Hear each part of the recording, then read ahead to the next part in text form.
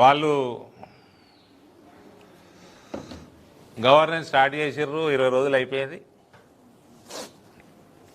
వాళ్ళకి శుభాకాంక్షలు, వాళ్ళకి ఆల్ ది బెస్ట్. కానీ ఆ గ్యారంటీల విషయం ఏదో అటు ఇటు పోతున్నట్టున్నది. గ్యారంటీల విషయం గ్యారంటీ లేనట్టున్నది. శ్వేతపత్రాలు విడుదల చేస్తున్నారు.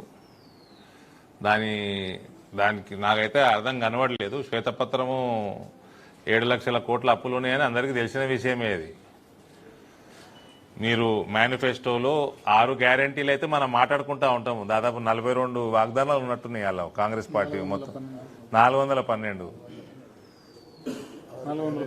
బాగానే చదివారు మీరు కాంగ్రెస్ మేనిఫెస్టో. 412 వాగ్దానాలు ఉన్నాయి.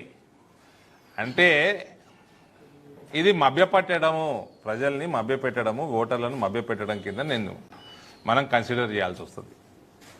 చేస్తామన్నప్పుడు చేయాలి. సరే, ఎనీయో కొత్త ప్రభుత్వాన్ని నేను అటాక్ చేయాల్సిన టైం కాదు ఇది. వాళ్ళకి ఇవ్వాల్సిన సమయం వాళ్ళకి ఇవ్వాల్సిందే.